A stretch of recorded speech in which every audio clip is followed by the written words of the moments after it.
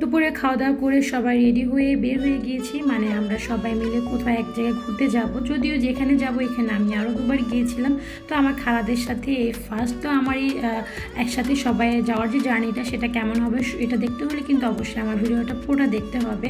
Hello everyone, আসসালামু আলাইকুম।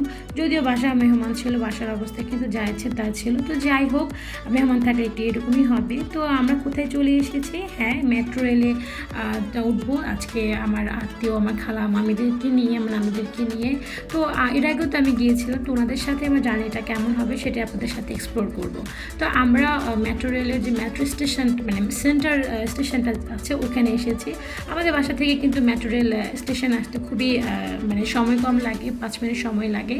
তো যেহেতু রাস্তা একটু খারাপ ছিল তাই একটু সময় বেশি লেগেছে, আর আমরা একটা টেম্পো নিয়ে সবাই চলে এসেছিলাম। আর একটা কথা বলি, আমি যেহেতু মানে সবাইকে নিয়ে এসেছি তাই আমাকে সব কিছু ম্যানেজ করতে হবে। যদিও তাদের এটা প্রথম, তারা হয়তো বুঝবে না, তাই কিন্তু আমি ঠিকভাবে ম্যানেজ হতে পারিনি। মানে আমার মাথায় কোনো হিজাব ছিল না, ওনা ছিল না, তো আমাকে ইগনোর করবেন আর ক্ষমা সুন্দর দৃষ্টিতে দেখবেন। যাই হোক, তো সবাইকে নিয়ে এখন একসাথে চলে আসলাম মেট্রো রেলের যে মেট্রো সেন্টার স্টেশনটা আছে।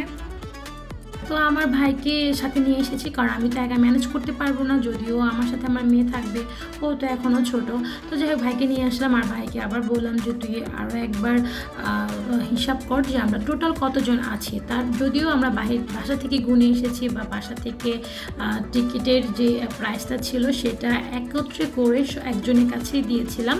তো তারপর আমার ভাইকে বলছিলাম যে আবার একটু সবাইকে হিসাব করো। যদিও মানে মেম্বার অনেক ছিল, প্রায় 14, মানে আমরা 14 জন ছিলাম আমার মেয়েকে বাদে, কারণ আমার মেয়ের আসলে টিকিট কাটতে হয়নি যেহেতু ও এখনও ছোটো। বাট আমার কাজিনের মেয়ে, ওর বয়স 5+, তো ওর লেগেছে। তো আমার এই কাজিনটার কাছে সব টাকা জমা দেওয়া ছিল, তো এখন দিয়ে দিল আমার ভাইয়ের হাতে। আমার ভাই টিকিটটা কেটে ফেললো।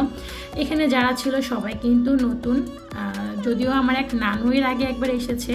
তো যাই হোক, এর বাদ বাকি যারা ছিল সবারই আসলে এটা প্রথম এই মেট্রো রেলে আসা।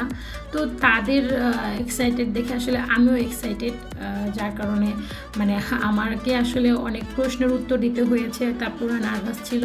যাই হোক, ওই যে বললাম আমি আসলে মাথায় কোনো হিজাব টিজাব কিছু করিনি, প্লিজ দয়া করে আমাকে ইগনোর করবেন, আমি বারবার বলছি, কারণ আমার কাছে খুবই মানে কি বলবো শাই ফিল হচ্ছে, যেহেতু মাথায় কাপড় বা হিজাব ছাড়া কোথাও যাই না। তো যাই হোক, এই যে এখন টিকিট কাটলাম, আর এটা আমার কাজিনের কার্ড ছিল, যেহেতু ও ফার্স্ট, ও তো খুবই এক্সাইটেড ছিল মানে কিভাবে কি হবে। তো যাই হোক, পরে আসলে ও বললো যে না একদম ইজি ওয়ে, আসলে হ্যাঁ কোনো কঠিন কিছু না, জাস্ট একটা টিকিট কাটবে আর পাঞ্চ করবে, শেষ হয়ে গেল। যদিও এর আগে আমি আরও দুবার এসেছিলাম মেট্রো রেলে।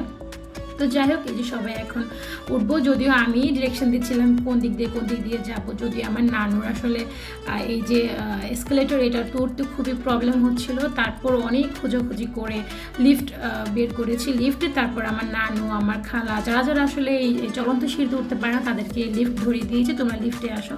তো যাই হোক, কী বলবো, আর সব কিছু মিলেই মানে একটা হাসাহাসি মোমেন্ট ছিল, আবার একটা ভালো মোমেন্টও ছিল। তো যাই হোক, এই যে এখন এটা আমার মানে এই ভিডিওটা ক্যাপচার করছে যে আমার কাজিন আছে, ও দেখতেই তো পাচ্ছেন যে আসলে কতটা দ্বিধা হচ্ছিল আমার খালার উঠতে। মানে ওনারা তো আসলে অভ্যস্ত না, যারা অভ্যস্ত তাদের আসলে প্রবলেম হয় না।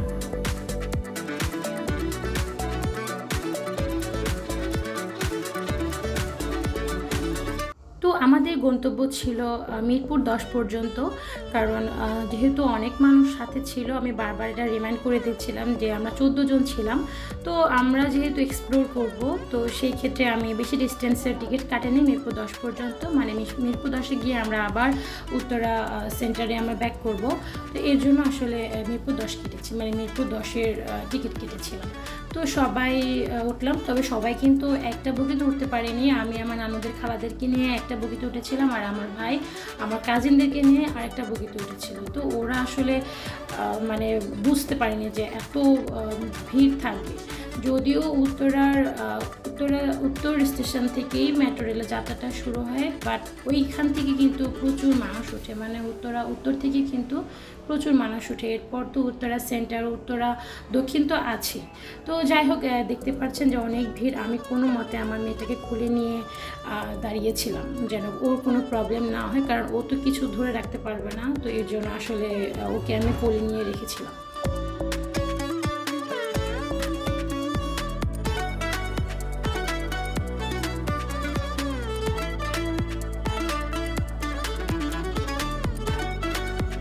মিরপুর 10-এ টিকিট কাউন্টারে এসে আমি তো পুরো ব্যাপারটা মানে আনএক্সপেক্টেড ছিল, কারণ আমি ভাবতেও পারিনি যে এত ভিড় হবে আর এত লম্বা লাইন থাকবে। তো এই লম্বা লাইন দেখে আমি ভয় পেয়ে গিয়েছিলাম, আমার ভাইয়ের মুখ কালো হয়ে গিয়েছিল যে কীভাবে টিকিট কাটবো আর এই মানুষগুলোকে নিয়ে কীভাবে আবার বাসায় যাব, সাথে যেহেতু বাচ্চারা ছিল, মুরব্বীরা ছিল, তো পুরো আসলে টেনশনে পড়ে গিয়েছিলাম আমরা ভাই বোন। আর আমার ভাই একটা লাইনে দাঁড়িয়েছিল আর আমি সেলফ টিকিট কাটে ওখানে দাঁড়িয়েছিলাম। তো যাই হোক, সুন্দর করে আসলে টিকিট কাটা হয়ে গেছে। আর আমার নানুকে লিফট খুঁজে আমার নানুকে আমার খালাকে লিফটে দিয়ে দিলাম আর আমরা এই যে চলন্ত সিঁড়িতে উঠে আসলাম।